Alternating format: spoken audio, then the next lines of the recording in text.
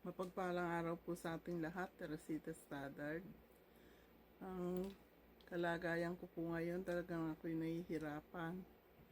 Dahil pagkagaling sa trabaho, uuwi, magluluto, mag-aasikaso dito sa amin, hindi ko naman pwedeng takasan yung aking mga responsibilidad dito sa aming bahay. Nagluluto ako, nagsombrero ako para yung buhok ko hindi mga muy ula. Kaya nahihirapan po ako. At saka sinasabi ng mga anak ko, iuwi ko si Ron sa Pilipinas. Hindi naman basta-basta ganun lang po yun. Ni suitcase niya, hindi niya mabitbit. Ako lahat. Paano gagawin ko sa sarili ko? Baka may madapa ako doon sa airport. Mag-isa lang po ako. Dito, nakakaya ko naman. Kung sakaling dadalhin siya sa emergency, nadadala ko po siya, nadadalaw ko. Nagagawa ko po ang lahat sa amin dito. Yung mga dapat kong gawin sa bahay, nakakapagtrabaho pa po ako. Kaya dito po muna kami. At saka siya mismo, hindi raw niya kayang magbiyahe. Kasi yun nga po, suitcase lang niya, hindi niya mabibitbit. Ako ba magbibitbit lahat? At saka itong bahay namin dito, hindi namin to pwedeng basta na lang iwan. Kaya sa ngayon po, dito muna kami. Kaya ko naman siyang alagaan, pati sarili ko, nakakapagtrabaho ako. At inaayos ko lang po yung oras at araw ng pagtatrabaho ko para medyo ginhawa din naman ako.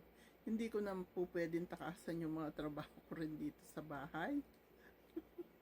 Kaya, at saka pag nasa trabaho ko, kailangan magpa-very good din ako doon. Okay po.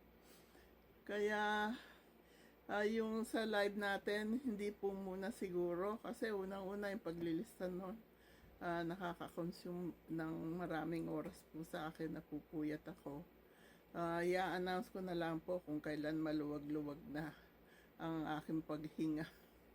Sa ngayon po talagang nahihirapan ako. Kasi ako po lahat dito sa amin, tapos may trabaho ako. Yung isang pasyente ko, binubuhat po yun. Patay ang kalahati ng katawan. Hindi ko siya pwedeng maibagsak. Okay po. Kaya sa ngayon po talagang hirap po ako. Pagdating ko ng bahay, trabaho din dito sa amin. Bago ako umalis sa umaga, ganun din po. Pagdating ko sa trabaho, hindi naman pwedeng tutulog-tulog ako doon. Kaya sana manawaan niyo po. Kaya kami ni Ron dito muna, hindi kami lilipat sa Pilipinas o kung saan muna kasi nga po doon marami nga mauutusan, pero kaya ko pa naman po dito. Maayos naman kaming namumuhay na dalawa, okay po. Kaya kailangan ko lang po ang dasal nyo, palakasin ako ni God. Okay po. God bless us all. I love you all. God bless us. I love you all.